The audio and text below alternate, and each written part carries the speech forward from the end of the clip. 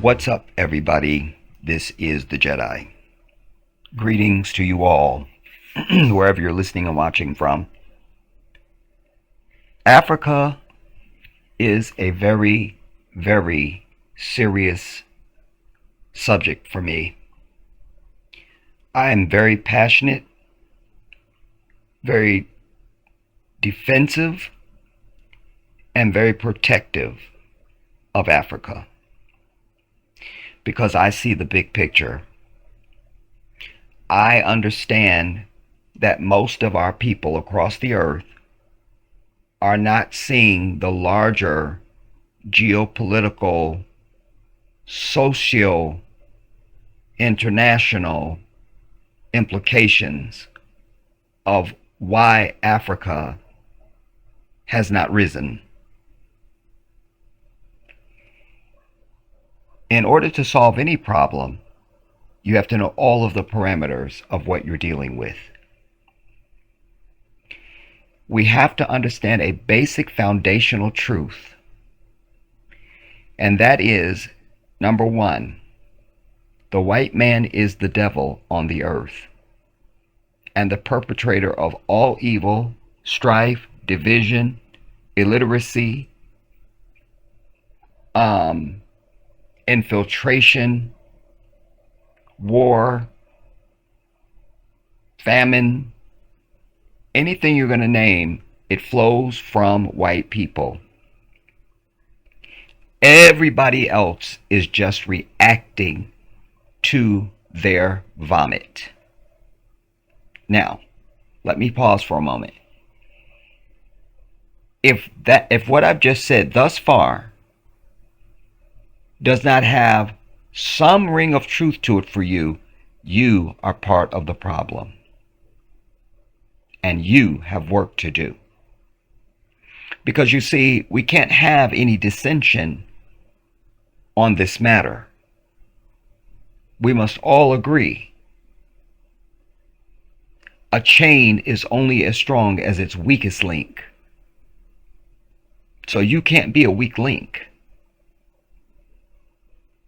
And even if you can't understand the pathology, you should be able to agree on the outcome, the current state of affairs across the earth, particularly as it relates to African people across the diaspora.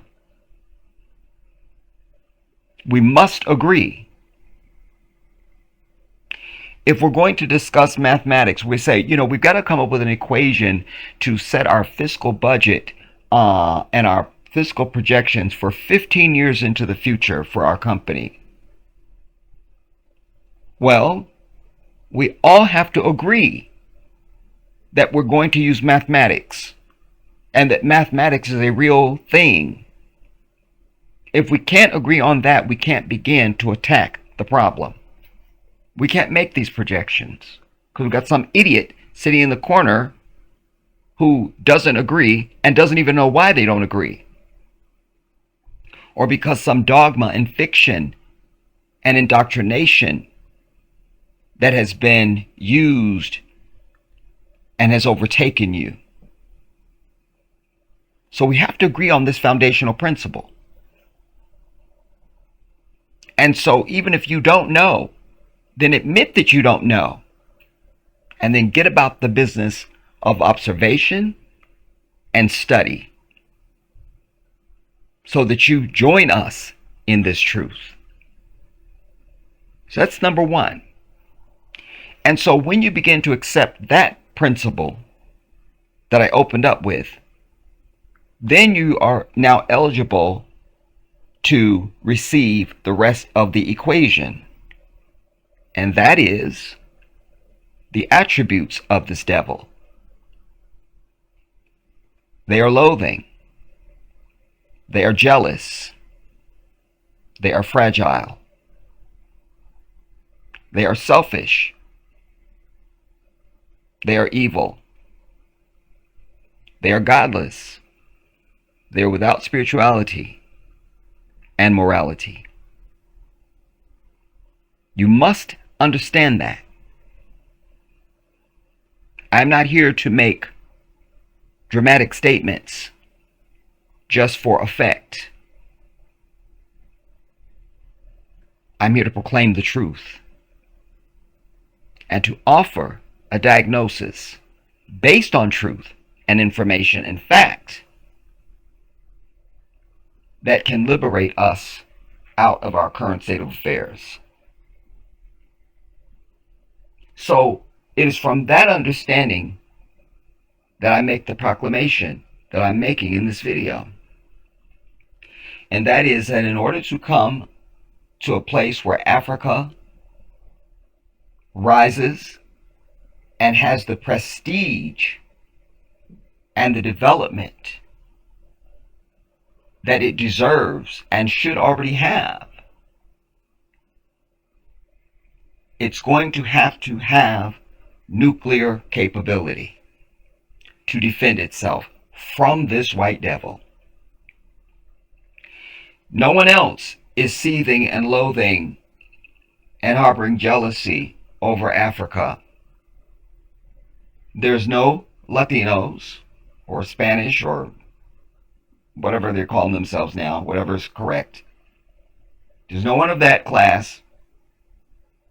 There's no one in Asia, any of the Asias, be it Vietnamese, Chinese, Japanese, doesn't matter. None of them harbor this. There's no Samoans. There's no Arabs. There's certainly no black people unless they are seduced and are being used by this white devil. So the only people plotting actively and paying attention and keeping tabs on by the hour on everything that happens in Africa is white people. And I'm going to define white people for you. When I say white people, I mean any and everybody who is not African, and any and everyone on the earth who does not have pig-colored skin. So it would include obvious white people in America, anybody calling themselves Italian or so-called Jewish or British or French or German or Ukrainian or Slovenian. Anyone with pig-colored skin is classified in this Anglo category. Do you understand? And you must also know that these people make up less than 15% of the entire world population. It's anywhere from 12 to 15%. That's it. Contrasting that, you have 1.5 billion nearly of just Africans just on the continent alone, before you get to the Caribbean and the Americas and, you know, Europe and Britain and all the crap. Just on the mother continent, you have nearly 1.5 billion people. In China, you have over 1 billion people. India, over 1 billion, and so on. There, if you collected all of the white people on Earth together, they do not make up 1 billion. They're a tiny fraction of humanity. And yet, we are allowing, collectively, all the non-whites on the earth are allowing them to seduce us, to control us. And one of the many ways that they do it, well, their primary way is through violence and savagery. They depend and have depended on the natural, peaceful nature of everybody else. We don't have a single other nation who is non-white, or a single other race of people who are non-white who are responsible for the mass extermination of untold millions of human beings across the earth. We don't have it. That distinction is held only by white people. So when we look at what's happening in Gaza and we see over 200,000 people have been exterminated by this white devil, you need to know that how you think and speak about anything or anyone is how you relate and react.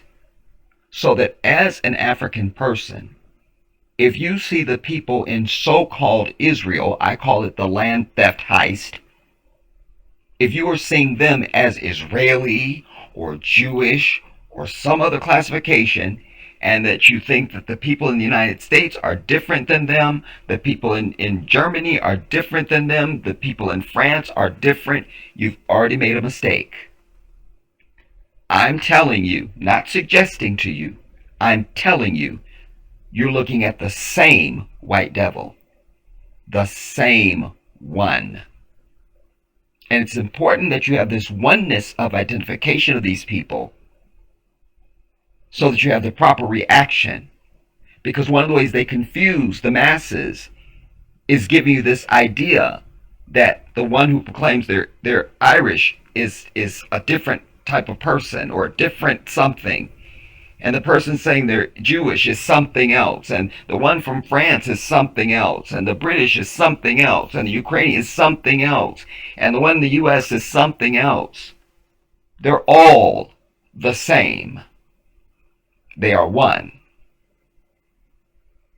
And you need to have the same understanding about all of them as one. Because conversely, they see all of us black melanated people as one thing. One. Don't come from the continent of Africa and because you're Nigerian, they're going to see you as a Nigerian. No, you're an African. That's all they're going to say and see. They don't care that you're from Kenya, that you're from Zimbabwe, you're from, Senegal. They don't care. You're an African. That's it. That's it. You are one. So you must see them as one. Anywhere on earth that we see a rattlesnake, we don't classify it. We go, that's a rattlesnake, and we run for our lives. Are you following me? So you must see them as one. As one.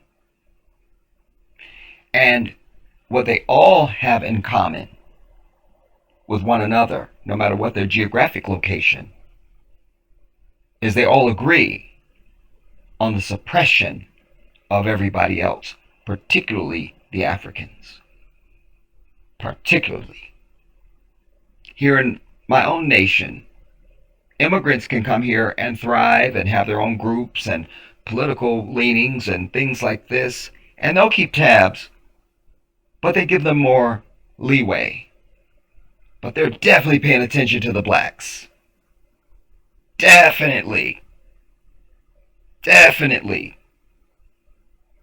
Any of us who ascend to any place of position in their society, they make sure you're not someone who thinks like me, who knows their true identity and their intention, their character, and who they are and what they are. They make sure that you've bought into all of their propaganda and fiction, and you act and do everything like them. So a black face in a high place for African people in America means nothing at all. At all. We had an African president for 8 years. And you see, it did nothing to affect their system. You see? A black face in a high place should mean something to blackness. The thought process and the actions and the intention of that black face should reflect what we think and say and do. And when it doesn't, you know it's just one of them. It's just a black face in a high place. It means nothing. Go back to what you were doing. Nothing to see here. So this is important to understand, everybody, because if you are a leader on the continent of Africa, if you're a president of a country there, or just a citizenry, you should immediately have a reaction when you see pig-colored skin. Just because they're there as a tourist and they're grinning and smiling at you and they're maybe doing business with you or something, that should not change anything. You should not be seduced by that. You should see that as the enemy of our people, because that's who is the enemy of our people. You can't look at the French president and France and say, ooh, they colonized many countries in Africa. Ooh, they're the enemy. And then have no relation to that and the demon that's smiling in your face as a tourist or, you know, somebody there on holiday or something like that. That's the same, that you got to see that as the same thing. The same thing. This is so essential because what we've been the victims of is these micro infiltrations into us as individuals, one-on-one, infiltrations into our societies, our cities, our towns, our organizations and groups, our villages, our businesses, thinking you're doing something benevolent to be diverse and include them. No, my people. I want you to think of it like this. When you were, a teenager, we'll say 12, 13, several people came into your house and murdered your family off. You got a good look at them. You knew their names. You found out who they were. You knew who they were. You know them. You know them. Tell me, when on earth would you allow them to have anything to do with you ever again? Answer that for me. Huh? When would it somehow change or not matter that they murdered off your family in front of you when you were just a teenager? When would it stop mattering? You're going to be quick to usher that person in out of the rain and fall in love with them and marry them and have children with them and let them be a part of your family and part of your business and your community and things like this? Are you going to seek them out? Or are you over them till the end of time? I ask you this now. And don't say, well, that's different. Because then you're missing the point. You're seriously missing the point. We must understand that these are the same people who murdered off untold numbers of Africans, stole our people from the continent, dispersed them across the diaspora, and owned them as property, as slaves. Doesn't matter what incarnation they show up now in 2024, that's still the same demon. It's no different than just because you were bit by a rattlesnake when you were 6 and now you're 50. So you see a rattlesnake and you go, oh, I was bit by one. That's in the past. That's in the past.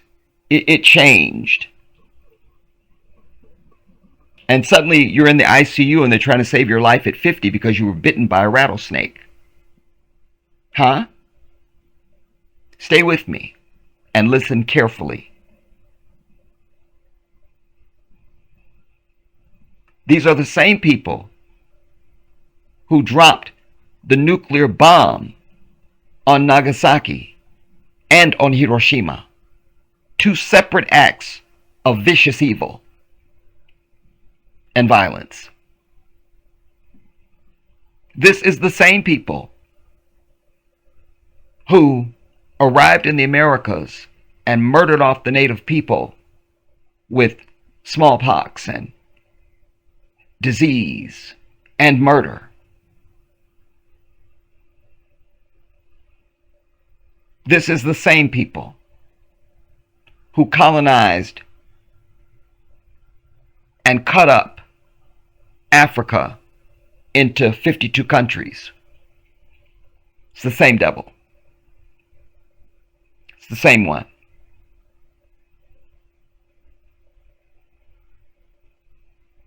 I can go on and on and on. But this is the same devil. We have to understand that. When we think about our own unity, we must pledge allegiance to one another, and we must vow to keep this enemy out. We must keep them out. Because one of the other attributes we know about them is if you even allow even one, you've just ruined whatever it is you're dealing with.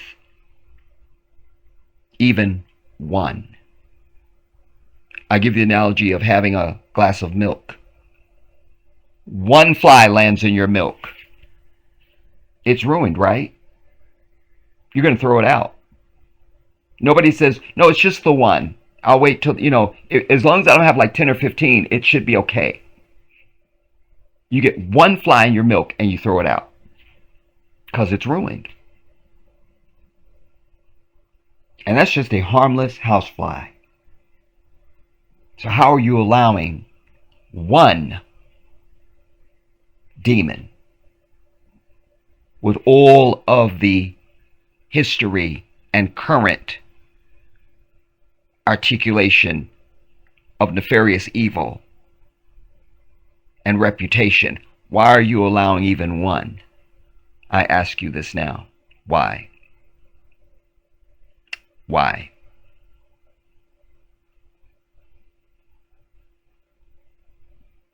We must pledge allegiance to one another and stop including or allowing them to be part of anything on earth that we articulate as individuals, as a group, as a people.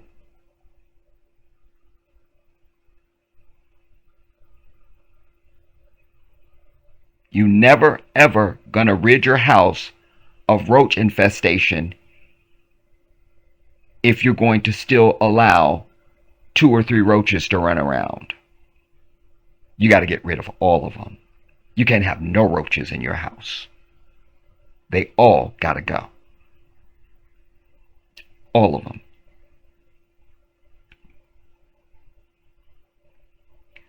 So this understanding is vital if you're going to understand why it's so essential that Africa, who has never attacked anybody,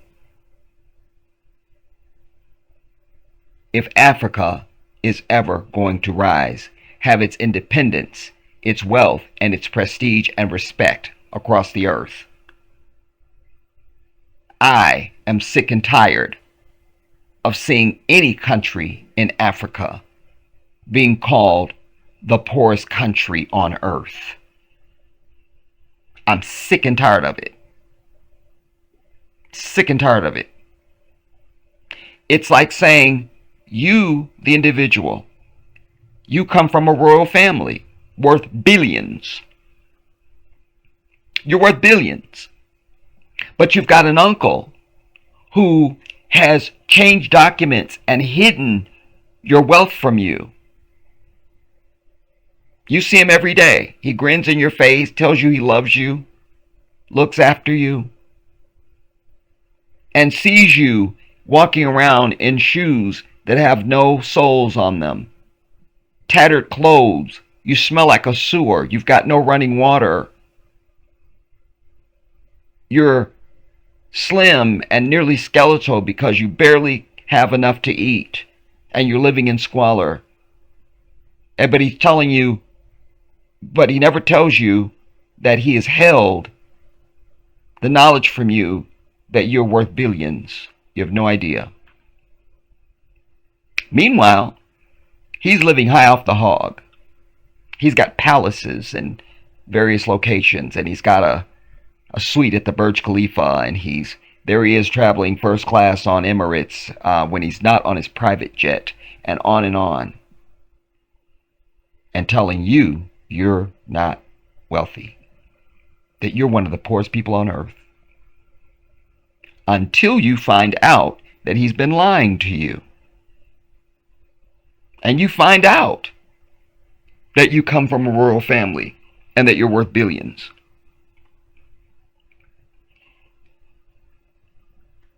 This is what's being done and has been being done to Africa for centuries. This white devil that dropped the bombs, plural, on Nagasaki and Hiroshima is the same devil that's stealing uranium out of Africa. Same one. And is daring you to try to claim your own riches and independence, self-determination, progress, and prestige. So he tells you there is terrorism in your country that he installs. He creates the unrest and the destabilization and the terrorism in your nation, and tells you he wants to help you with terrorism that he created. You see? And when you throw him out, then he gets upset and wants to attack you for wanting your own damn house. You see? It's like you have a big mixer at your house, a big party, and now it's time for everybody to leave, and you've got one person that says they're not leaving, and they're mad at you for telling them they got to get out of your house. This is the arrogance of this white devil. How dare you tell me I'm not colonizing you anymore? How dare you tell me I can't steal and rape your damn country anymore and subjugate your people to poverty while I live high on the hog with diamonds and rubies and castles and all of it? It sounds psychotic, everybody, but this is exactly what we've been falling for. Precisely. In this piece, I'm using the recent the recent events of what is happening in Burkina Faso to the Honorable Ibrahim Traore.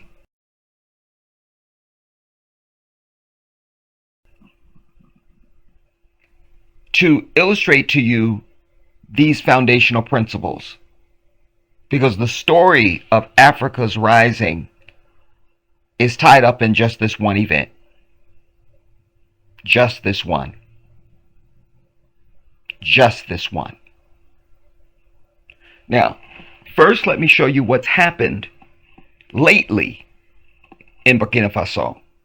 And know that there's been at least 14 or 17 attempts on this brother's life.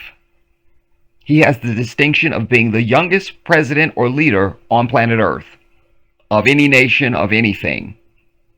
It's this brother. He's 36 years old. The Honorable Ibrahim Traore. Now, sadly, I could not find the original video, but there's a sister, one of our sisters, Abigail, who I follow. Definitely go and check out her channel. I'll highlight it for you.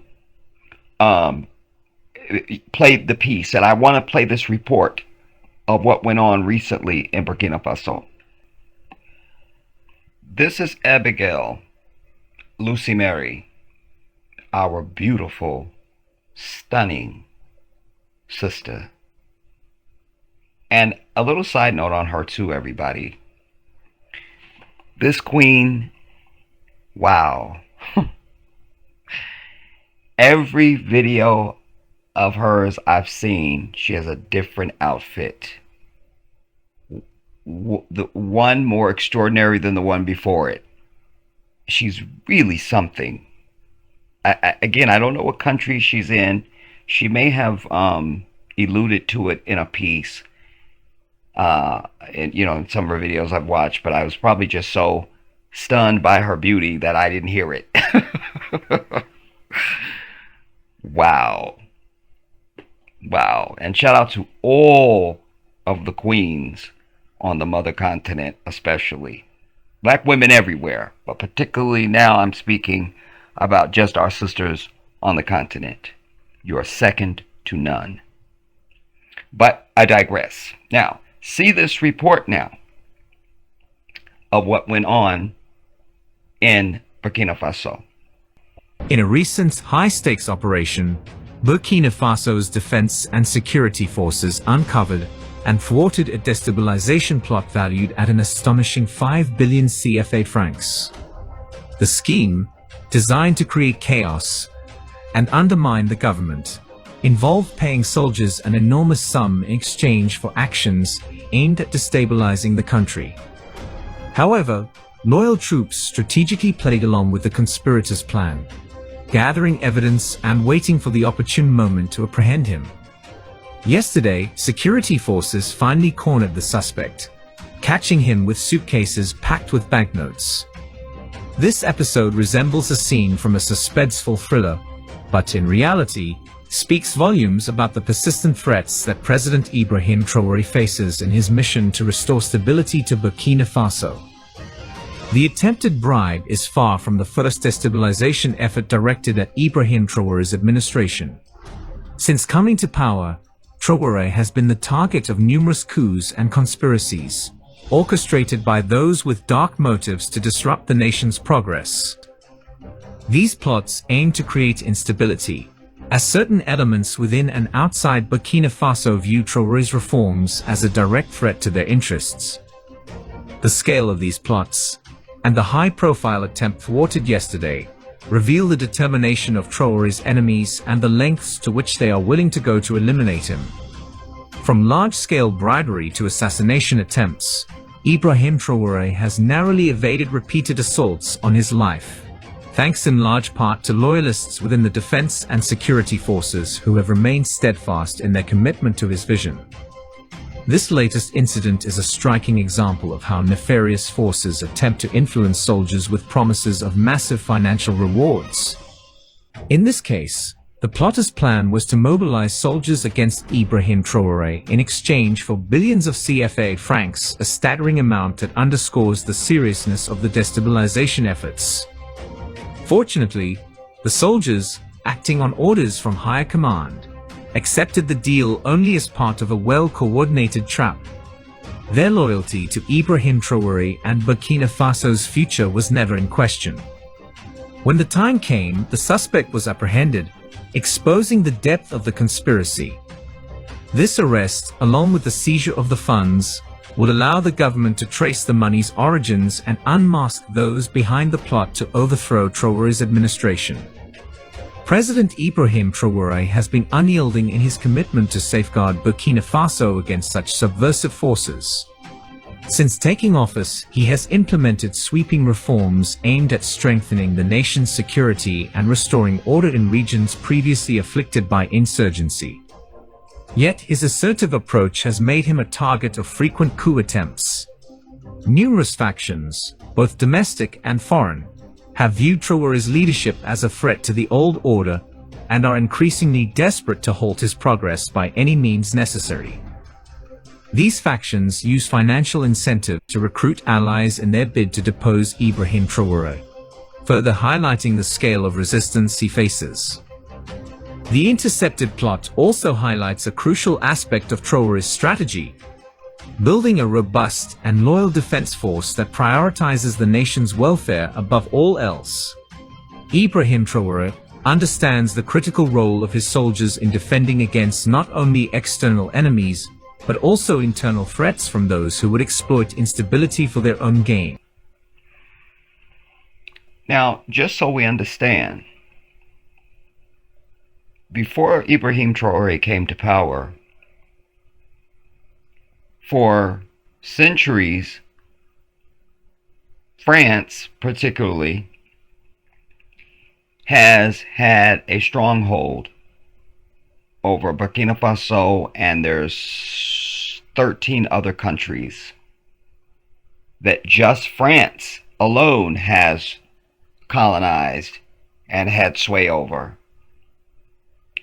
And they've always had a puppet installed. Again, a black face in a high place. And these leaders are usually very extravagant. They have, big homes and fancy cars, and many of them don't live on the continent. They'll live somewhere in Europe or something like this. But their main job is to continue to serve their white devil master.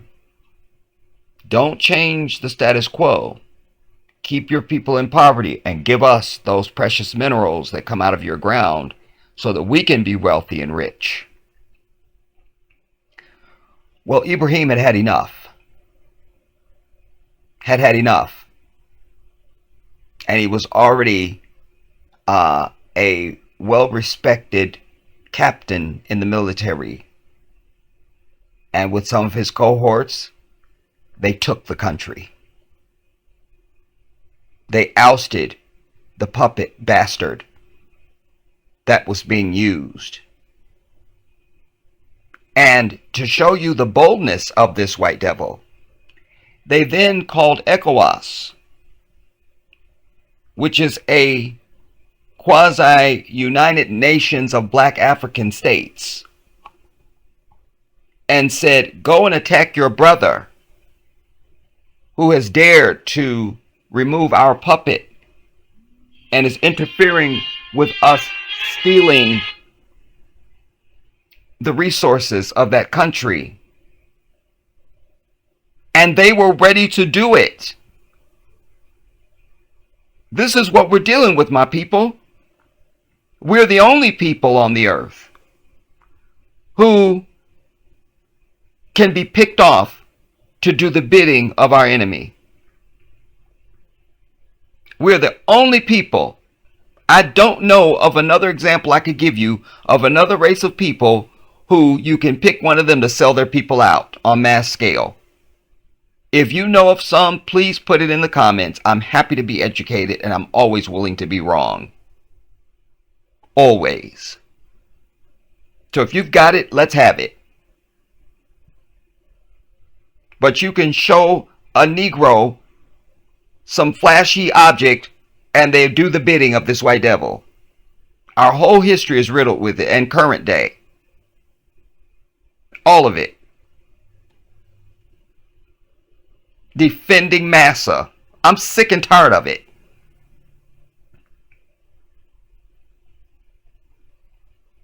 We got to find our ruthless bone as a people. Ruthless in the name of righteousness. Ruthless in the name of righteousness. And this is part of the reason why I'm prosecuting my claim that Africa needs to have nuclear weapons capability. But I digress. So Ibrahim comes to power, but he's a right-minded brother, sincere.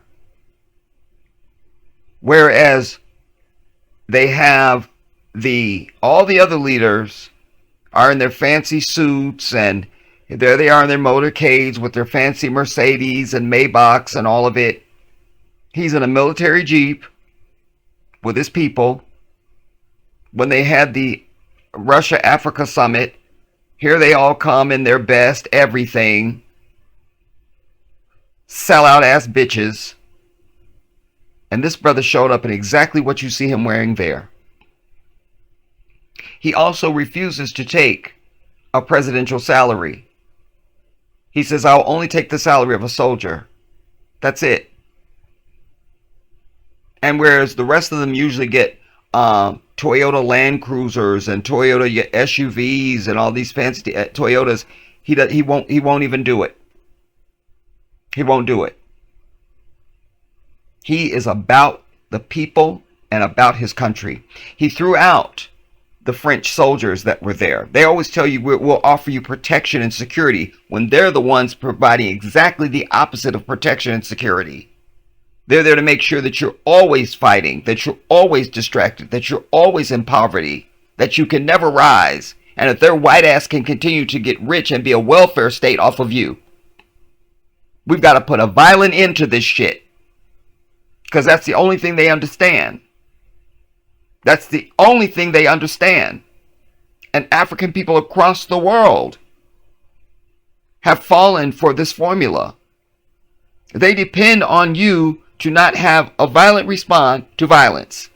In other words, you're supposed to step into the ring as a boxer and let the other guy just hit you and beat the crap out of you. And the moment you put up a resistance, you're wrong, you're bad. We see that happening in Gaza. The people have been suppressed and have been colonized and put in a concentration camp for over 100 years. And the moment they strike back, the whole world is supposed to say they're wrong? I doubt it. You'll never get me to say that. Ever. When, after all the years of apartheid in South Africa, Mandela comes out and doesn't mobilize the people to exterminate these people out of their damn country. Instead, you glad-handing and shaking hands with them and being friends with them and shit. They depend on that. They never get what's coming to them and what should be their just due. Japan had 2 nuclear bombs dropped on it. If I'm a Japanese, there's no way a white person would ever step foot in my damn country or near my damn nation. And by the way, a footnote to that, to tell you that also expresses their deep evil and their seething and loathing and how they never let anything go while telling you should get over something because it's the past. They're exactly the opposite.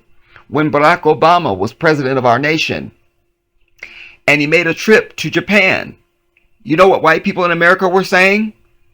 He better not go there and apologize. Wallahi, I swear this by Allah. This is what they were saying. He better not go there and apologize. That's the evil you're dealing with. Whereas everybody else on the earth was saying, who knew about it, who know the history and everything, just instinctively knew in their heart, well, I hope he's going to go there and apologize to them. Even if you didn't say it out loud, even if you never spoken to another person, you felt that in your spirit. You did. You did. And that's natural. He's the first sitting president to go there. That's a big deal. Air Force One coming in and landing and the advanced team of the Secret Service. It's all very impressive. And yet, they were saying here in American media, because they speak for all their white people, he better not be going there to apologize. That's what we're dealing with, everybody. So we got to be over this forgiveness and getting along and getting on with it and letting the past be the past, because you're dealing with the people who don't ever let shit go. Ever. Ever. There was a congresswoman here in America, Marjorie Taylor Greene, some ugly blonde white bitch, was being confronted by a reporter in the halls of Congress, no less, about Donald Trump being a felon. And you know what she immediately said out of her mouth? George Floyd was a felon. Many of us have forgotten about George Floyd. Not completely, but not to the point where it would be the first thing on your lips like that over something that's totally unrelated. Here she's asking him, here the reporter is asking her about Donald Trump being a convicted felon, and the first thing front of mind, hear that now, front of mind, this is a random encounter in the hallway. She's on her way to do something else. She's busy doing other stuff, and this reporter comes up to her. And front of mind, she says George Floyd was a felon, because they're not over that. They loved that this white devil stood there on the neck of our brother. They saw nothing wrong with that. And then they put on their theatrics after the fact as if they didn't know it was so bad for black people in America. Because another attribute of them is they are the definition of deception and fakery. Deception and fakery. But that was the first thing top of mind. You see? Many of us, our own mother is not top of mind through the course of a day. You know, somebody comes up to say, you don't even think about your mother. You love your mother. She's always in your heart. But just, boom, top of mind to just spit it off like that? That's top of mind. High priority. Again, loathing. Loathing. Loathing. So they don't want to see what this brother is doing. So he threw out the French military. Said, we can do our own damn security. Get your ass out. Threw out their embassy. They had their white devil holed up in their embassy, refusing to leave. They finally got him out. I was hoping they would just bomb the place and be over it. But that's what the white devil wanted. Because how dare you fight back against mass, even though they would have been totally justified. They would have used their forked serpent tongues to come up with language to convince the masses that somehow the victims were the perpetrators. As they always do. But they got him out. And then they had a base that was in some secluded area of the country. But this brother has accessed a drone and found it. Allahu Akbar. Daily I pray and I beg Allah to keep him and his nation safe from this white devil. To finally allow one of us to be successful in our righteous pursuit and to stop letting evil prevail. I ask you join me in that prayer. He also got rid of French being the recognized language in the country. I love that. When I was in Senegal last year, it pissed me off that I'm in a nation, finally. I've escaped the bonds of this demonous asshole of the devil called America. I land in Senegal, and my people are speaking French. It made me sick to my stomach. I was physically ill. Physically. And I'm still emotionally scarred by it. I'm not being funny. I'm telling you the absolute truth. You know, in America, at least we have the excuse that English is the language of this nation. Like, and us African people in America, we don't know any of the native languages of the continent. And we live right alongside our oppressor, sadly.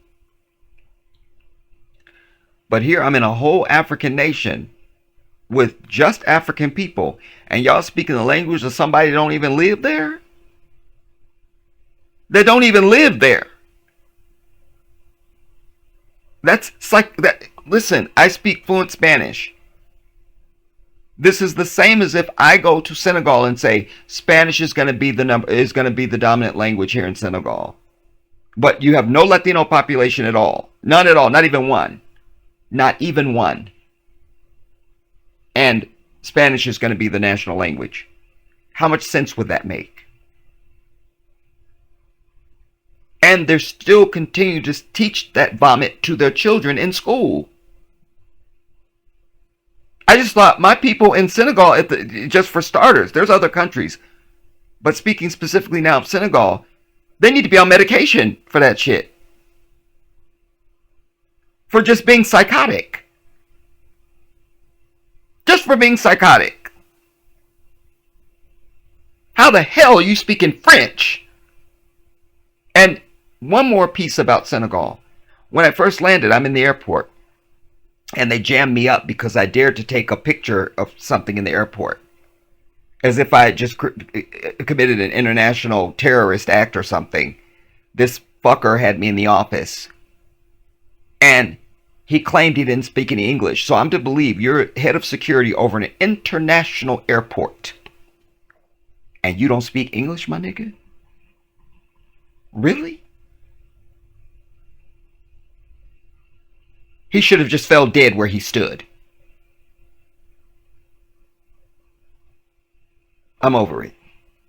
Anyway, so there's been many coup attempts upon Ibrahim Traore.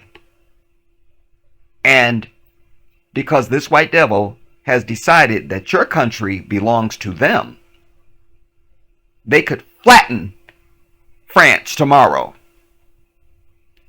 Flatten them. They are a nothing country. But white leeches and bloodsuckers, they'd be nothing without Africa. France is known as one of the biggest importers of electricity across the earth. But they have no natural deposits in their country. Did you know that? Literally, Africa could put France into the Dark Ages tomorrow. And the United States. And all of Europe. Could put all their white asses into darkness. They always like to refer to any nation that's not white as a third world country. It's about time they had a taste of the third world. That's my view. So in this latest attempt, we finally had what black people across the earth need to be doing. When a white devil comes at you trying to get you to go against your brother, you need to see that as an offense worthy of the death penalty, quite frankly.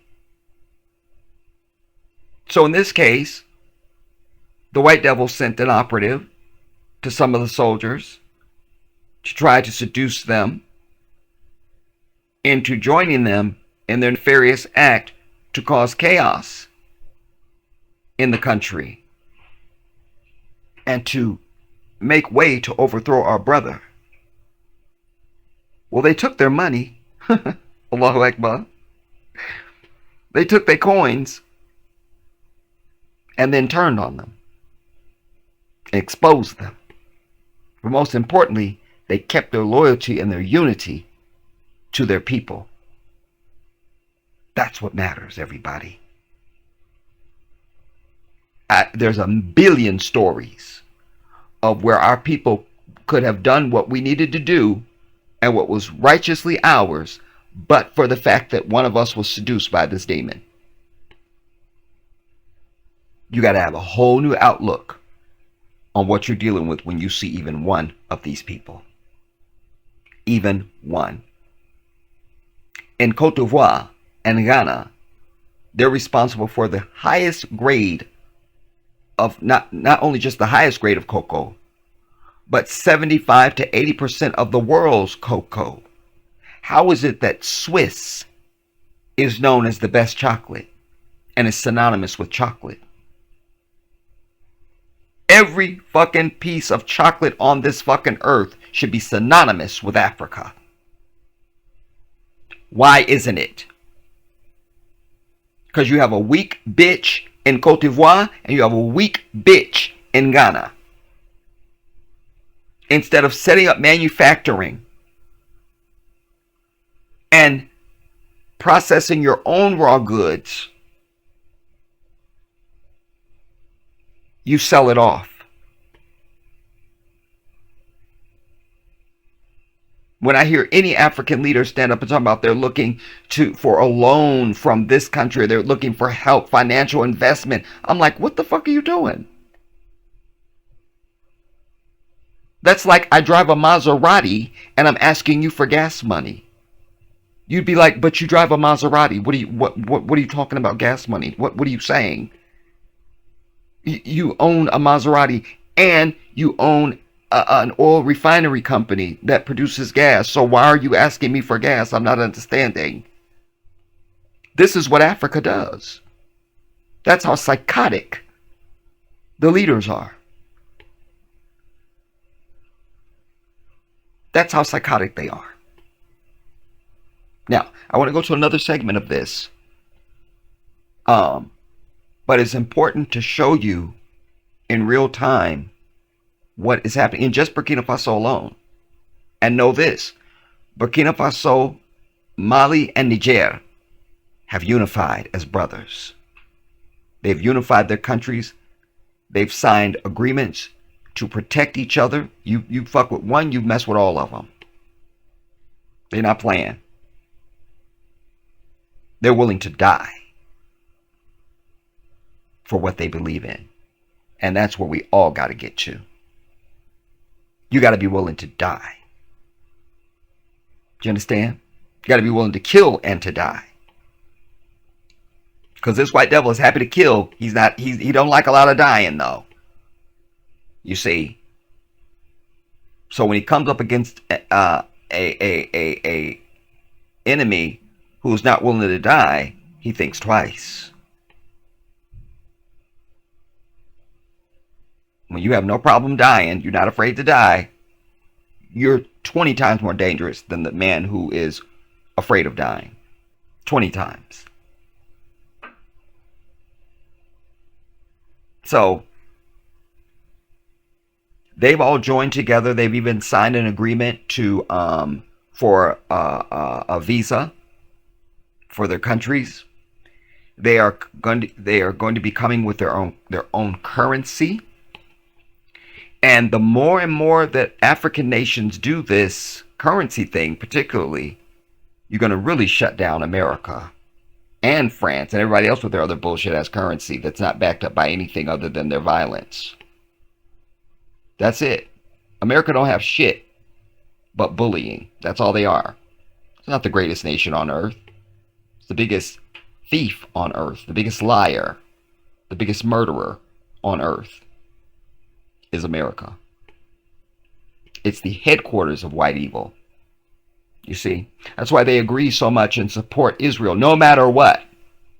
Because they understand we all the same white devil. And they're just geographically there and can do the evil that we all agree on. So quick, send 26 more billion to our other white devil brothers in Israel. The illegal land heist. Quick, send it.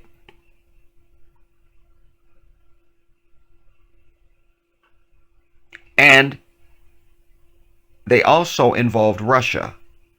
Ibrahim Traore met with Vladimir Putin. And Putin has sent weapons and various other support to his region. And then ECOWAS backed off. They went back and told Massa, if we attack our brother, he's going to attack us back. And don't get me started on Tinubu's a little bitch ass in Nigeria, who looks like a frog. Bitch. Piece of shit. But all of them in ECOWAS should be chastised. How dare you come together on your own fucking continent to plot the destruction of your brother for doing what your bitch asses should be doing in your own damn nations. Their own nations, the people of all their nations should be staging coups on all their bitch ass. The moment they saw them up there in ECOWAS and saw they were part of this shit, their whole population should have stopped at nothing to rid their ass from the earth. I'm over it.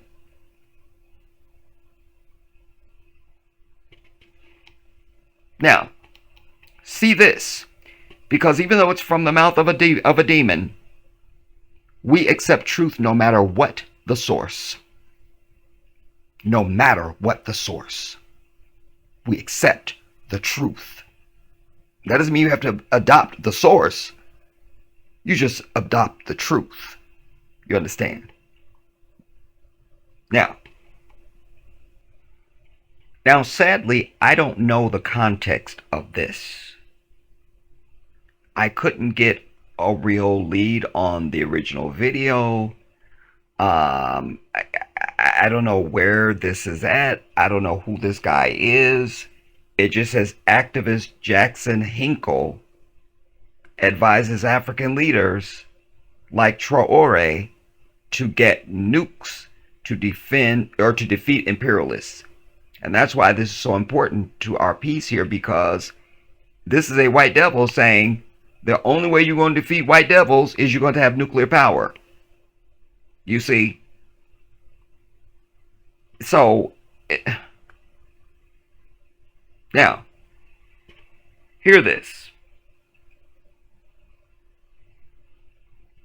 If I were to draw on the history of China and the history of Iran and Korea and Russia, there's one bottom line determining factor with all of them.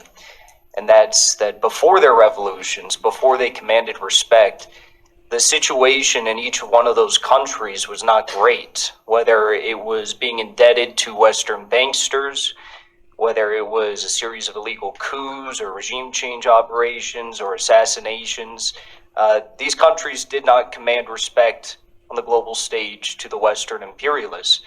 That's the same problem that Africa is facing today. There is no respect that is commanded to the imperialists except for in the new confederation in Mali, and Niger, and Burkina Faso. And we've seen Russia come in and help secure the region against the US-backed threats from Al-Qaeda and other terrorist groups. But ultimately, I think that Africa needs to learn from China, from Korea, from Iran, and from Russia, who first had these beautiful revolutions that commanded the respect. Then they developed their militaries, they developed nuclear bombs, they developed all these sorts of things, and then they built their economies.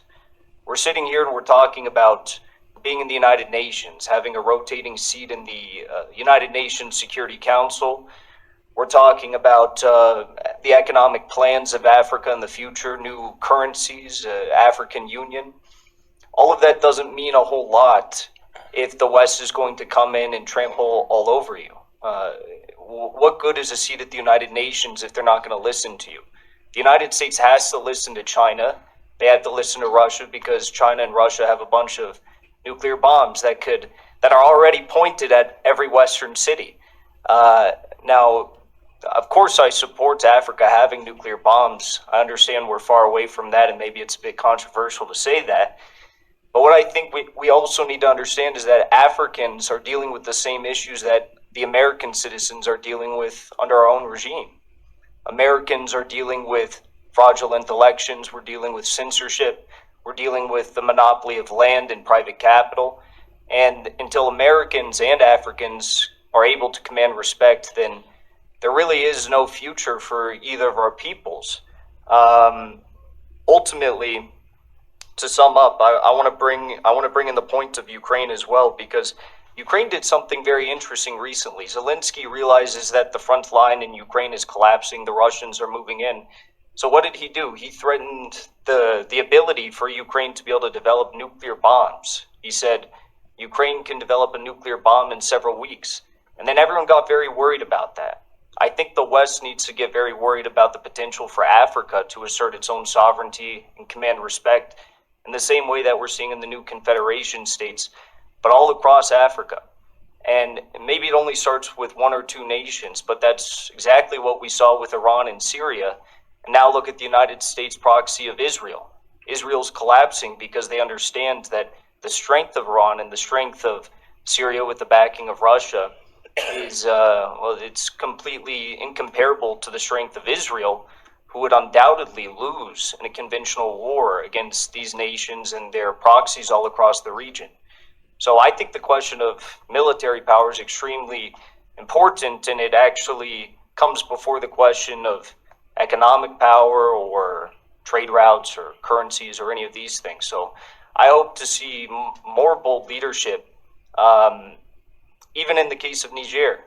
Victoria Nuland was too afraid to tell Nigeria to invade Niger because she understood the military power of these Sahel states with the backing of Russia.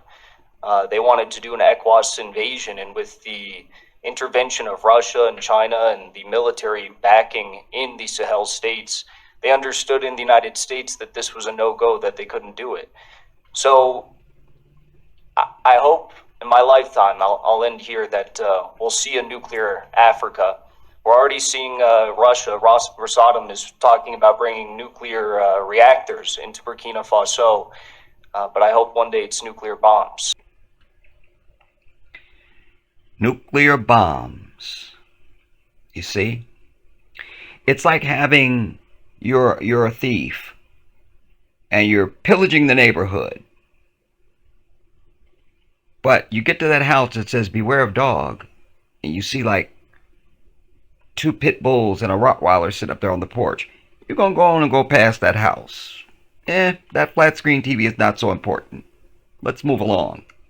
Or you see the owner of the house sitting on the porch with an AR-15 in his hand. We'll just move on. You see? And all of us, you don't have to be into geopolitics to know this next statement is the truth. And that is, America, the West, white people in general, don't fuck with nobody that can fight back. You see, the nations that he named that were being bullied and pillaged until they got nuclear weapons, suddenly they got respect. You see, I won't say it's necessarily respect, they got fear. Because I'd rather be feared than respected, quite frankly. I'd like respect, but if I can't get you to respect me, you're going to get them to fear me. And that's good enough for me.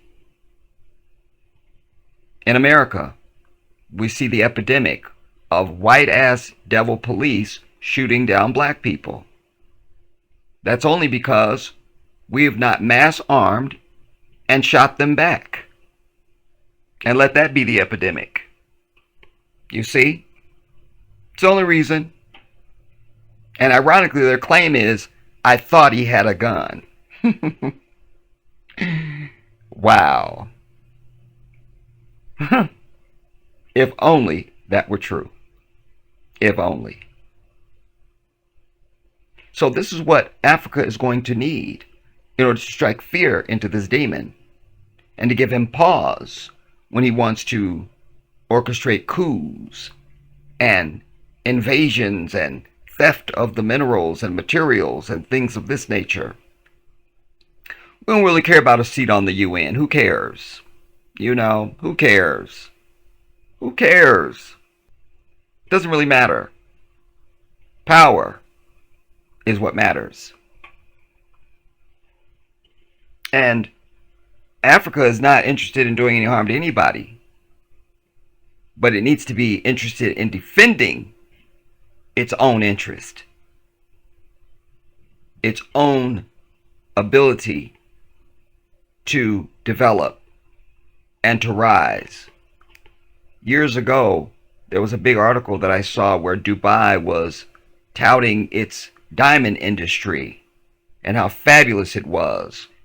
First thing I Googled after I read the headline, before I even read the article, was I Googled, where do they get the raw materials? I knew already. It's from Africa. It's from Africa. And everybody's rushing to get to Dubai. You know. Ooh, Dubai, with all its riches and all of it. Mind you, Dubai sits in the desert. And the African nation from which they get their damn diamonds should be touting its diamond industry. Why is this upside down?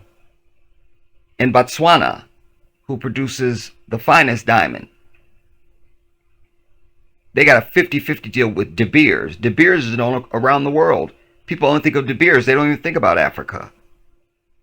Why does their white ass get 50%? This should not be. You got to stop letting this white devil eat off the table of African people and then throw the crumbs to the floor for us. It's exactly backwards. It's exactly backwards. And it's not just Africa. You know, many nations are sick and tired of white people trying to tell them what to do and run their nations and all of this. Again, you're looking at 12 to 15% of the population. How are they running the entire world? Why are they being allowed? One of the ways they're being allowed to run is because of what I just showed you, where they can send in suitcases of money trying to get you to sell out your own people. That's how they're successful. You give them a point of entry. And when you don't, you frustrate their evil ways. And you allow for your own progress. Kudos to those brothers who didn't take the bait and did what was right. Allahu Akbar. And know this, Ibrahim Traore is received in other African nations as a messiah. You should see the reaction to him. I haven't seen that since Michael Jackson.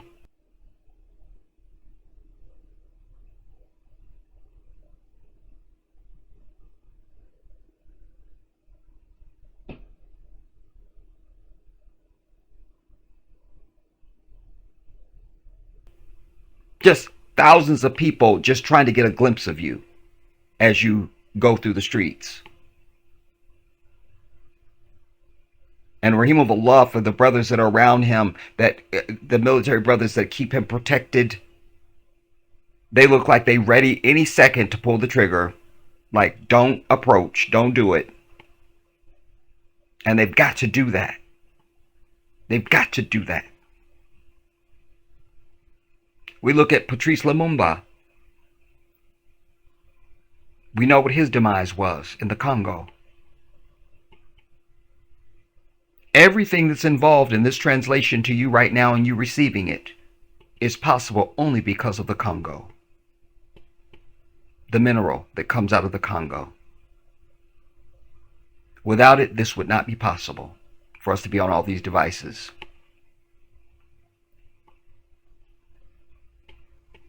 Why isn't the iPhone synonymous with Africa and not fucking Steve Jobs? I ask you this now.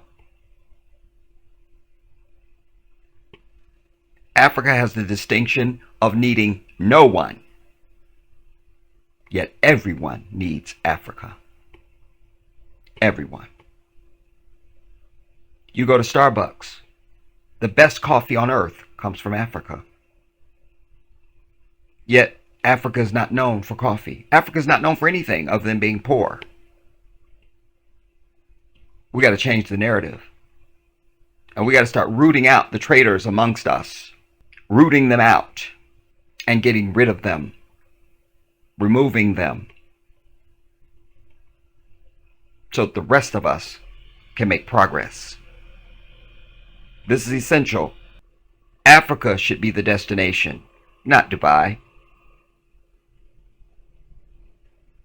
Africa should make Dubai look like a ghetto in comparison. It should look like a ghetto.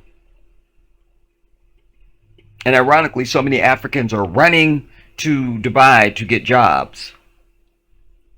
Sick and tired of it. Sick and tired of the japa that goes on in Nigeria and indeed across the continent. Everybody can't wait to get out of Africa and go someplace else. When many of us Can't wait to get the hell out of where we're at across the diaspora and go to Africa. We're trading places. What's going on? Stay your ass in Africa if you're there already. You stay your ass there. And we work together to protect and defend and develop Africa. That's what must happen. I want you to hear this short talk by a gentleman. I forget what country he's from. It's going to come to me when I see the clip again. But this is a sentiment that is permeating now across the earth amongst non-white people. More and more people are beginning to see, wait a minute, it's these damn white people that's fucking it up for the rest of us. We got to put a stop to this shit immediately. Let me find that clip. So this gentleman is from Malaysia. And the clip, it says, Malaysian lawyer highly praises Africa and schools genocidal U.S. Secretary, Secretary of State Blinken. I should also mention to you all that I was deeply disgusted also recently when I saw this Secretary Blinken in Ghana, summoned there by Nana Akufo-Addo, and there his fat bitch ass was. I used to have a lot of respect for this man. Let me just let you know that. Like, I was going to move to Ghana, and I ended up changing that to Gambia, alhamdulillah. But I was going to go to Ghana, and one of the final selling points for me was Nana Addo Dankwa Akufo-Addo. I thought he's an honorable man. He's all about Pan-Africanism. He's all about his country and Africa. Yes, that's the dude. And then I begin to see one thing after another one. And I'm so pleased that Allah frustrated that for me. I'm so pleased. I'm so pleased. But there he was, sitting his fat ass across from this genocidal Zionist fuck, saying, you know, we are having issue with Burkina Faso being on our borders, and we would like your help in our security issues, and this and that. Like, fuck you calling some white man to come and help you against your brother. That's just never going to be okay with me. It's black first for me on any damn thing in life. Damn it. I mean, I just, dude, I'm telling you, man, like, I can't. He's sitting across from the fucker who is funding and supporting with all his heart the murder of the people of Gaza. You're sitting across from this dude? On what day, for what, is that going to be, make sense or be acceptable to me? There isn't. There isn't.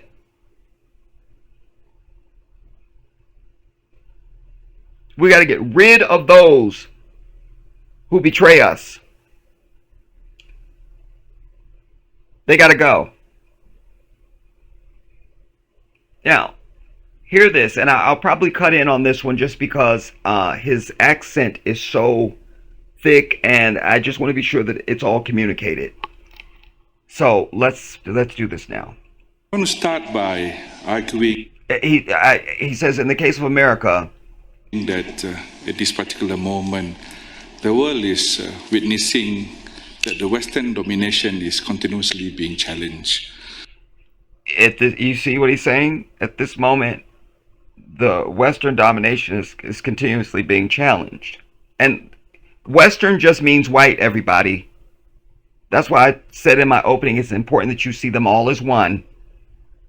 There is no West and all that bullshit. Throw that out. It's just white people. That's what it is.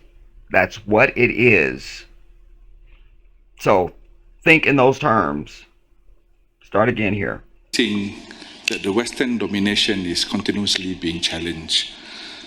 Just a couple of weeks ago in Vientiane, in Laos, during the ASEAN summit, the top American diplomat with the Prime Minister of Malaysia, Anwar Ibrahim, and urged Malaysia to distance itself from certain nations, Russia in particular.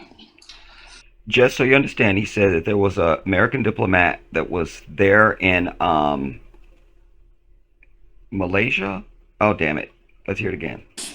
From certain nations Wait. to distance it Wait. and urge Malaysia to In Malaysia. American diplomat with An the American diplomat was in Malaysia Prime Minister of Malaysia, Anwar Ibrahim, and urge Malaysia to and trying to get him to not have shit to do with Russia, particularly. That's another attribute of this demon. They want their enemies to be your enemies, even though you ain't got no beef with them. You see, they're always the one to pop up to tell all the rest of the world who's a terrorist, who's bad, who's this and the third, when they are the very incarnate, the definition of evil. Do you understand? I love one thing that Nelson Mandela did, even though there's a lot of disparaging things that I have said and could say about him, and I'm sure I will more in the future. There he was with Ted Koppel at some event where Ted Koppel, a white Zionist demon, American reporter, said something to Mandela about somebody else that was supposed to be bad that South Africa was dealing with. And Mandela said, "Your enemies are not our enemies." And the whole place went up. You see? Just like even now in Gaza. Every time you see somebody on white media, the white demon who's interviewing will always say, do you condemn Hamas? Now, Hamas is a democratically elected entity in Palestine. The only people who've got a problem with them is white people. That's it. Nobody else. But they want you to say you condemn these people who dare to fight against their blood-drinking, baby-eating, mother-murdering ass enemy. No, I do not condemn.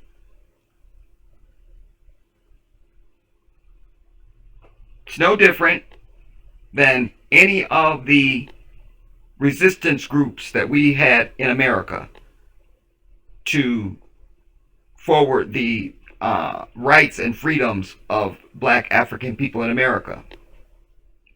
One of which was the Black Panther. They are akin to Hamas. While they weren't elected, we all agreed that they were necessary. Because when the police were out on patrol, so was the Black Panther. So you got pulled over by these white devils and they got out of the cars with a ammunition. Boom, the Black Panther will pull up and get out of the car with the ammunition and stand there and watch. You see?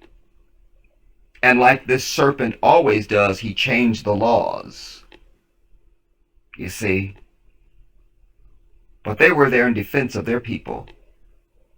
And they understood that marching and praying was not the way. These motherfuckers getting out of the car with guns, so are we. And they ran like the cowards that they are.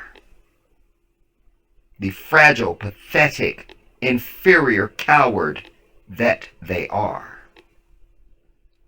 And so this is no different. You see, he's saying that they wanted, this American bastard goes there and tells Malaysia, yeah, don't have shit to do with Russia. You see, again, trying to dictate and decide everything across the earth. Let's go on. ASEAN Summit, the top American diplomat with the Prime Minister of Malaysia, Anwar Ibrahim, and urge Malaysia to distance itself from certain nations, Russia in particular. Prime Minister's response was very resolute. He reminded the diplomat that Malaysia is a sovereign nation, and in no uncertain terms, he made it very clear to him that this is the problem with America. You have to stop telling us on what to do. See? The Malaysian diplomat said, we are a sovereign nation, and you don't get to tell us what the fuck to do. This is your problem. Try to tell us what to do. You see? Love that.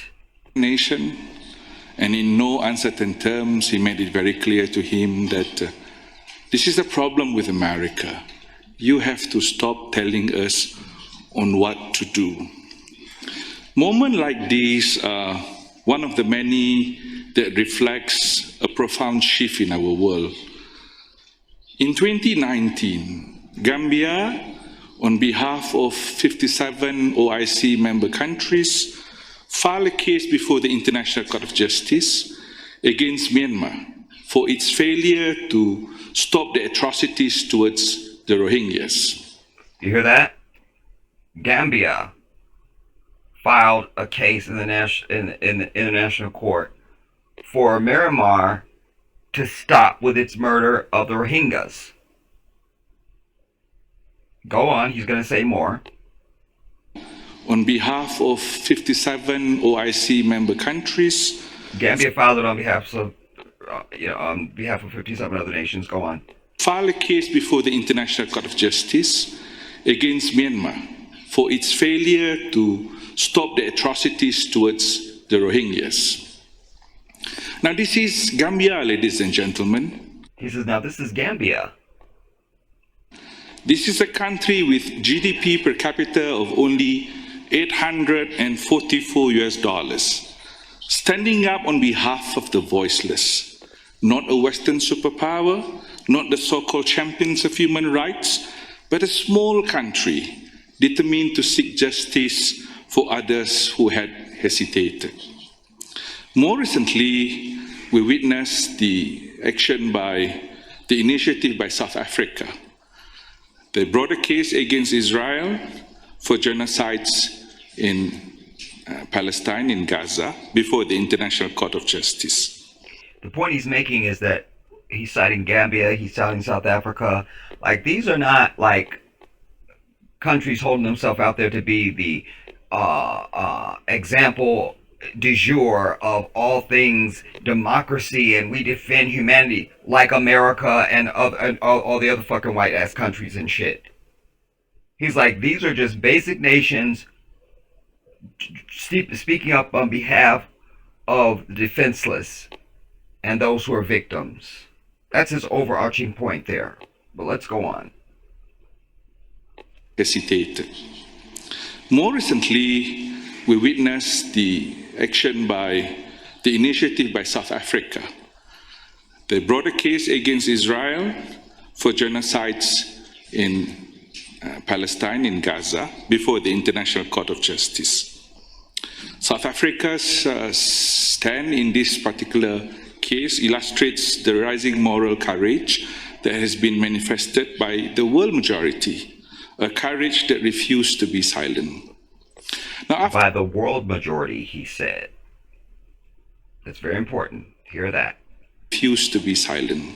They refused to be silent. Now, after 8 decades of this so-called Western-led global governance, we are witnessing a live stream genocide happening in Gaza, and we failed to do something about it, especially the West failed to do something about it. I was in Washington, in New York, very recently. We had a very, a constructive meeting with the Americans, and we made it very clear to them that the key is in your hand. You have the power to resolve this. No one else has leverage over Israel. But look, what has happened is that America has been part of this genocide. They have been supplying weapons, they have been encouraging it, they have not been able to stop this genocide from happening. I think it is time for us, the global majority, to take a leadership position. Us, the global majority. That's why I cited to you in my opening that these people are an extreme minority on the earth, everybody. You could crush them like a bug. But what they depend on is everybody else just going along and being nice and not wanting to cause problems. And certainly nobody else on the earth has their savage, inclinations. You know? That's not the natural way of human beings. It's just not. But they have no problem with it. They can kill off 1 million people and sleep at night. It's no problem for them at all. So he's saying it's time that the global majority to take control. Go on. I'll take it back just a skosh. Go on. I think it is time for us, the global majority, to take a leadership position. We are the largest stakeholders in the future of this planet. We are almost 90% of the global population. Almost 90%. We are non-Western, non-white, non-colonials. We're non-Western, non-white, non-colonial. You see? It couldn't have been any clearer. The global majority.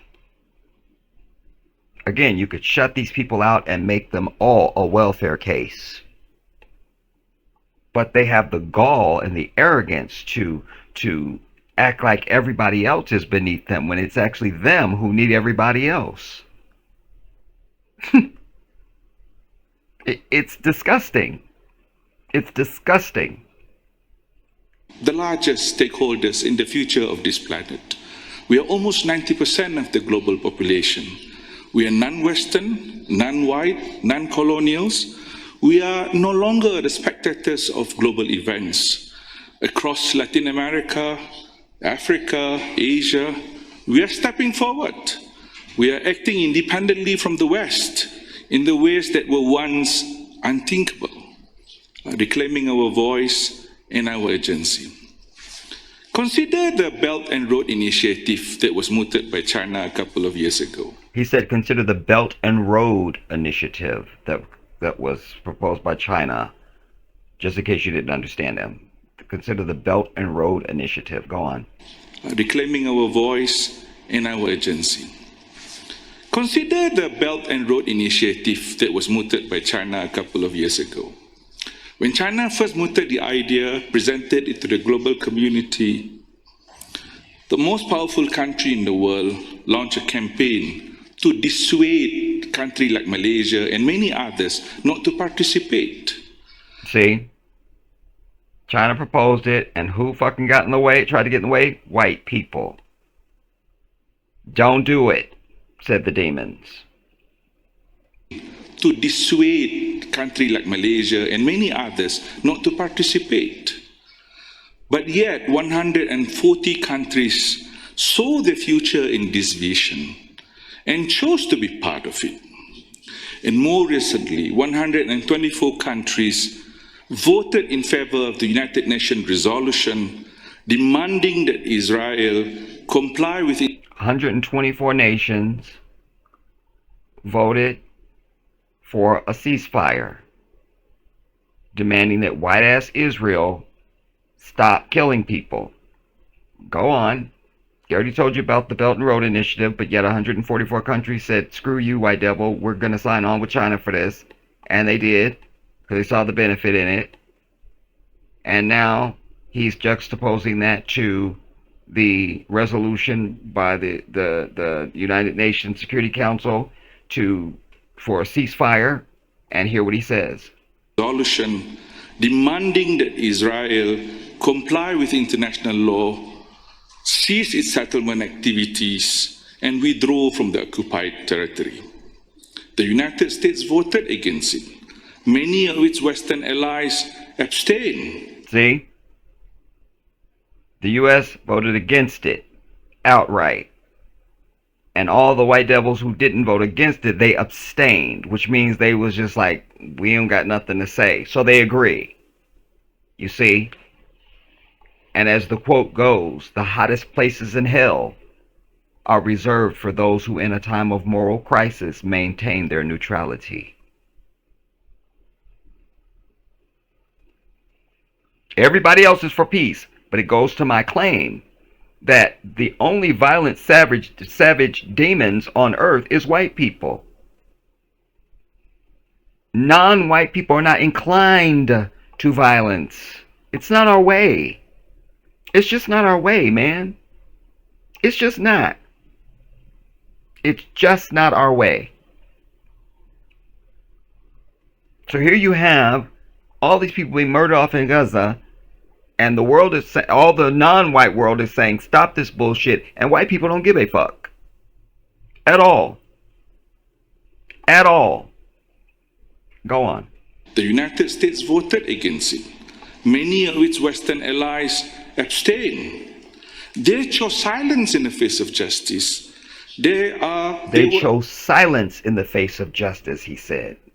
Unwilling to stand up for international law and for Palestinian freedom. Unwilling to stand up for international law and cooperative freedom, blah, blah.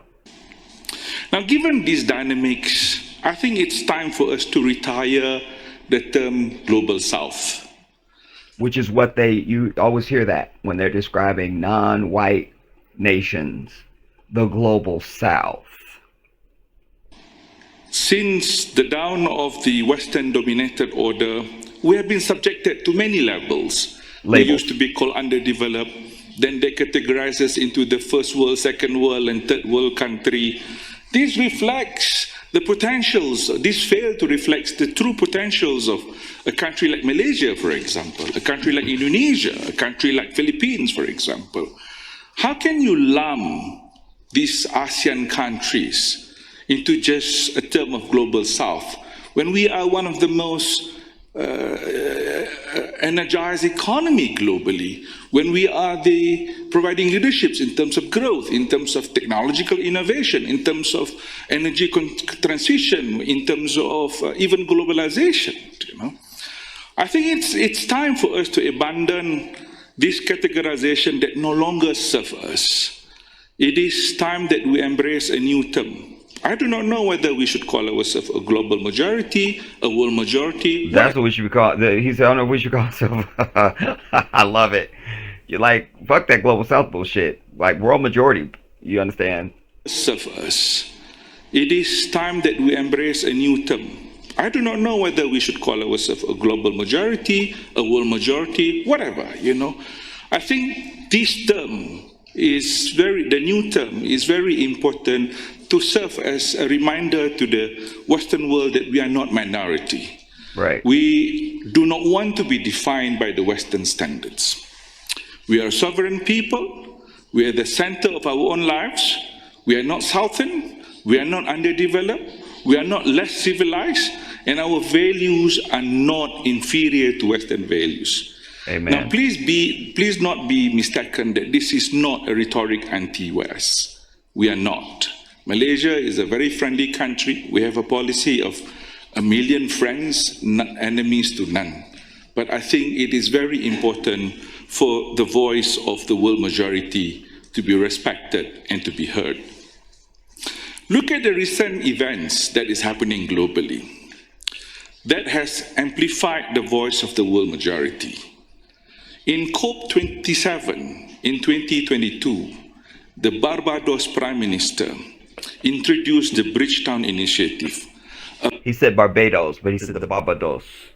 Just in case y'all didn't get it, I just want to clarify things that I think may not have communicated. Go on. In COP27 in 2022, the Barbados Prime Minister introduced the Bridgetown Initiative, a very transformative plan to reshape global finance and provide better support to nations vulnerable to climate change.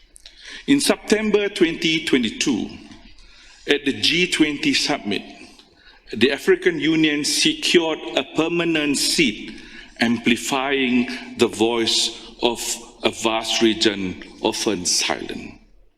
And when India, a member of Quad, was expected to isolate Russia, it instead deepened economic relations with Russia, showing our alliances are now based on our own interests, not the interests of the West.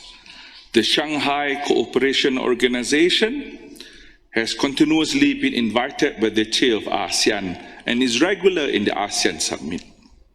Today, BRIC countries are contributing to more than 35% of the global GDP, and its membership is growing dramatically, while G7 membership remains stagnant. It is time. BRICS is growing, and the G7 is diminishing or remaining static. because people realize they don't need to be a part of these G7s and all the bullshit. Like, when the non-white countries join together, we have the majority of everything on the planet, particularly Africa. You see? So their day of doom is on the way. They can vote in Trump all they want to. They're going down. While G7 membership remains stagnant. It is time that the developed world stop treating the global majority as a mere playground for a zero-sum game of superpower competition. Now, I want to focus now to what can bring us together. I think number one, the thing that unites us is markets, our market. Together, we represent 90% of the global population. Think about that. Nearly 9 out of every 10 people on this planet are part of this global majority. 9 out of 10 people on the planet is not white. That is a staggering force, an unprecedented potential. We are not just market, we are the marketplace. When we unite, we hold in our hands the power to drive demand, to shape the flow of trade, to support each other's industries, and to build economies around the world. We don't have to depend on anyone else. So we have everything we need right here among ourselves to create an engine of prosperity that lifts us all. Second, it's our commitment to planetary health. Here is the hard truth. The world majority is not responsible for most of the carbon emissions that is warming our planet. Boom. I love this part. He said the world majority is not responsible for all these carbon emissions. He's about non-white people are not responsible for the shit. Go on. The blame lies largely elsewhere with with white people. As with the developed world. He's calling it the developed world, but I've already defined the terms for you. It is in our land, our communities, our people who suffers first and suffer the most. Rising sea waters, spreading deserts, storm of unprecedented fury. We live these consequences every day, ladies and gentlemen. And yet it is our community that are stepping up, innovating, leading the charge for climate change. We don't have to wait to be safe. We should lead the way. It is in our best interest to protect the planet. It is not for others to help us. It is really about helping our own survival. And the last one, I think we need new political project. We need modern cooperation. I think enough of this security partnership beyond geopolitical blocks.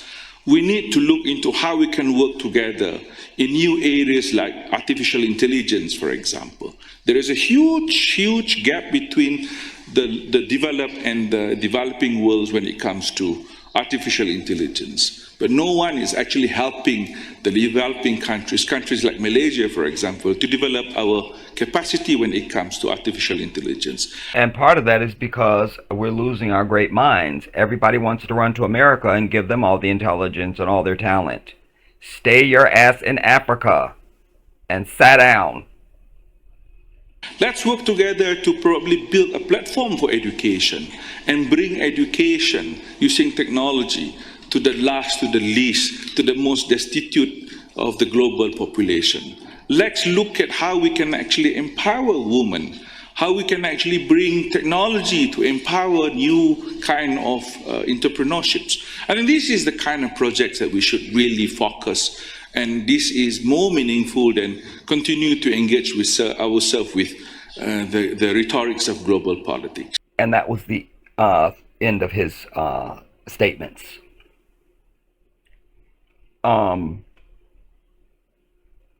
It's a whole sum total proposition, everybody, but particularly as it relates to Africa, because for all of Malaysia and Vietnam and all the other countries he was naming, God bless all of them. but none is bigger than Africa. None. And white people, of course, are the ones who have deceived the entire world by drawing the maps to give them superiority. When they have a country that's smaller than the ball head of a pin, they make it massive and then shrink the other non-white countries to be smaller. Africa is the most massive thing on this planet. The most massive. Do you understand? Massive. You could fit everybody else inside of it and still have room for more stuff. But this is part of the deception that they use to try to maintain and prop themselves up to be something that they are not. You know, for my men under the sound of my voice, this is like somebody that stuffs their pants with socks. Or a woman even. I could add women to this. Women who stuff their bras with tissue and socks. Trying to make it seem like you got more than you got. You feel me? It's all fake. It's all fake. And when you pull all that stuff out, you see what they really got. This is no different. White people have been propping themselves up since we knew who they were. And trying to make everybody else, trying to diminish the greatness of everyone else. And when they can't outdo you or outshine you or override your level of superiority and impressiveness and talents, they go, we're all the same. Wow. Well, we are not the same. This is the news flash and the breaking news. We are not the same, everybody. Allahu Akbar, we are not the same. And thankfully so. Because what I know for sure is that the divine creates everything in degrees. The anthill is not the same as Kilimanjaro. It is not. The penguin is not the same as the eagle. A donkey is not the same as the zebra. A monkey is not the same as the ape. And on and on and on. So, there's no way in hell the white man is the same as the African. Or anybody else, but certainly the African. Not even close. So we got to put down all this nicety and, sadly, civility. And when it comes to dealing with this demon, because the only thing that gets you result with these people is you got to do unto them as they do unto you. We can have all the best intention, peace-minded, humanity-loving that we want. But all that goes out the window as soon as you introduce these people. The moment. The moment. Instead of them, they're not a people that can come along and ask for something and then you share something with them and they get the fuck on. You know? The most ironic thing about what's happening in Gaza is that if they had brought their dumbasses there and said, listen, we think we're somehow superior to all humanity in our delusional fucking mind, and we need some land because we want a state. Wallahi, the Palestinians would have said, well, listen, you can go over there and have that part over there. They would have given them the land. Given them a place. All their history shows it. Because prior to these Zionists coming from Europe, there was Christians and Jews living in complete harmony and oneness with Muslims and Arabs. No problems. None at all. Listen to some of the Orthodox rabbis who are old enough to remember that time. They'll tell you exactly what I'm proclaiming. But you see, that's never good enough for white people. You could just have a group and say, we're going to form a group that's going to be responsible for the refreshments at this year's, convention or some shit. You bring in even one of them and they got to try and run it. Even one. Even one. They can't just be a part of it and just go along with everybody else. Nope. They got to somehow be dictating and running the shit. And that's what they did in Gaza. It wasn't enough for them to just be there. They proclaimed they were from there suddenly. When no white man can survive in Africa without sunblock. You understand? Unless he is breeded with somebody who's not white and has given him some kind of protection. Other than that, the sun kills them off. And you should contemplate that. How is it that the sun, this glorious light in the sky, gives life to everything on earth except for them? You should contemplate that. They should contemplate that. But they couldn't just go there and say, could we just have some land? Maybe we could even, offer you something for it, or which I'm sure they wouldn't allow them to pay anything. They would have been like, no, we won't take anything. We don't own the earth. You could have some land, And they could have been living there in peace and harmony. But they're never content with that. They want to own the land. They want you out. Same thing in the Americas. They came to America. The natives were there. Instead of just being there and finding a little patch for themselves and being happy amongst their own little white asses, that wasn't good enough. They had to kill off everybody. And proclaim now, after they brought slave labor and built the whole fucking country, claim that they pulled themselves up by their bootstraps and they built this land. Oh my God. Oh my God. It's sickening, dude. And I need you to know, everybody, this is not what the divine intended.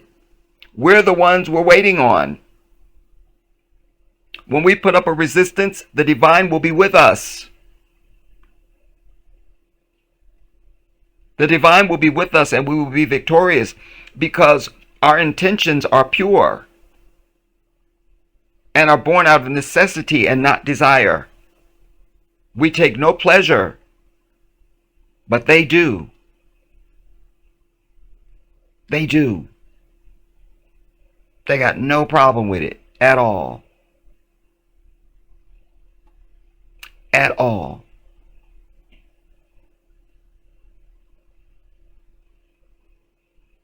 Wow. Piolo Lumumba, an amazing speaker. His videos are all over YouTube.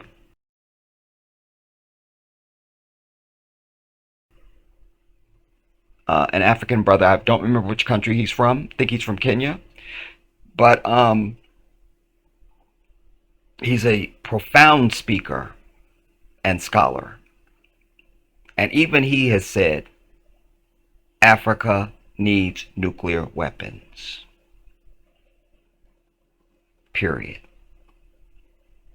You can stomp all the roaches in your house that you want. At some point, you need an exterminator to get rid of the roaches when you see them.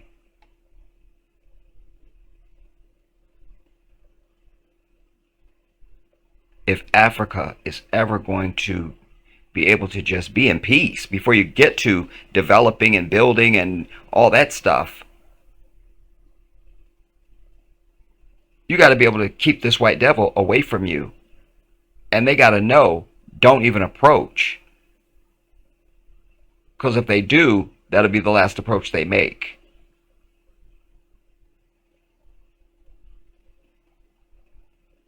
Everybody else has got to be just as armed and ready as them. Like the demon in the previous video said to, speaking about the nuclear capacity of Africa, he gave examples of Iran and China and other countries that I can't remember now that had gone through Russia, that had gone through this bullshit. And finally they were like, no, we need, Korea was the other one he named. I I love it. Korea waves a nuclear weapon in the air every 5 minutes and go, look, we're testing. Look, we're testing. You see? And for all the shit they talk about North Korea, they will not strike on them. They won't do it. And what do you always hear their biggest claim about Iran? Iran cannot be allowed to be a nuclear power when they're the only bitches that have used the fucking nuclear weapon and murdered off millions of people. Are you going to tell somebody else they can't have the same thing? This is the psychotic demon you're dealing with, though. So yes, Africa needs nuclear weapons. And as we learned, Russia is doing some things with the Sahel countries, the Niger, Burkina Faso, and Mali with regard to bringing in nuclear reactors and so forth. And I pray Allah that that comes to fruition, you know, and that they will develop nuclear capacity, not just for energy, but also for weaponry. Because leaders like Ibrahim Traore definitely represent this new day of which I speak. He's young, and he understands the big global picture. He, like many young Africans, be they on the continent or diasporan, scratch their heads and say, wait a minute, how come we don't have shit? What's going on? And he was done just asking. He educated himself and found out why, and decided something had to be done. And he echoes the voice of millions, hundreds of millions of Africans, both young and old, and particularly with the young, because Africa also has the distinction of being such a young continent. Most of the continent is under the age of 30. When I was in Senegal, when I was in Gambia, I saw with my own eyes young people doing things that you in America you wouldn't be doing something that young. You just wouldn't be doing something like that at that age. You know, you just wouldn't. You know, my beloved brother Samba, just one example. I could give you at least 100, but my brother Samba, when I was in Gambia, took me to one of our brothers has a law firm. And he took me in to meet with him. And he's a young guy. In America, he might be like a paralegal, or maybe an intern, or maybe a just one of the lawyers at the firm. But he certainly wouldn't be the it dude, like the owner of the firm, the head attorney, the it. But there he was. This young kid is the it guy. Allahu Akbar. SubhanAllah. That's just one. The work crews that you see driving the big machinery, the roads and things like that, were young kids, man. A lot of the shops and stuff I went into, it was literally some kid that was running it and helping me and doing stuff. Or some young sister or young boy. I was just really, And as I say, this brother is beloved. He is received like a Messiah, because he represents all of the hope and ambition of Africans everywhere, not just on the continent, but across the diaspora. We are watching and wringing our hands and praying and stressing and sending prayers upon him. SubhanAllah. And not just him, but our brother in Niger and Mali, I feel like Guinea was in there some type of way. I haven't heard, but anyways, and we've heard some other strong voices. You know, Paul Kagame, um, uh, Museveni, uh, and I'm not sure about the new president of Senegal. Um, I gotta watch him. There's a new president in Botswana. I don't know. I gotta watch him. I saw a hand sign that he did. That's usually from these devils, these secret society ass people, and he's educated at Harvard in America, so that makes me suspicious, you know. And he's yeah, I don't know, man. But we got to be over these sellout ass people. Over it. Over it. We got to start identifying ourselves as one people across the earth. And we got to know that we have a common enemy that is suppressing all of us. And we got to be over it. Got to be over it. This channel seeks to be all things Africa, everybody. Anything that relates to or touches or insinuates Africa, we got to get into it. And I will appreciate any of my subscribers on this channel who are from Africa, who are on the continent, or just if you're from Africa. I would appreciate if you would let me know that you're here, you know. And I seek your subscription also, because I want us to be connected. And the subject matter that I cover on this channel, it's only fitting that I have an African audience as well. So do subscribe if you're listening and watching from anywhere on the continent, or if you are a diasporan, if you're someone who's from Africa but you're not polluted like me, like you were born in America, you know, those I seek those subscriptions as well. But I'm just putting a emphasis on any of my brothers and sisters who might be listening and watching me from the continent. And do let your friends and family know about Jedi Africa, and that we may grow this channel and be a critical voice of awareness for our people, you know, across the earth. And yeah, Africa needs nuclear weapons. You know, I've always been saying, you know, Africa needs manufacturing needs, and it does. But we can't get to the manufacturing if we can't protect it. You know, it means nothing if this devil can come in at any time and you leave yourself vulnerable. You know, you got to have a weapon to protect your home. You just have to. And when you're protecting a nation, you need nuclear bombs. The Jedi has spoken.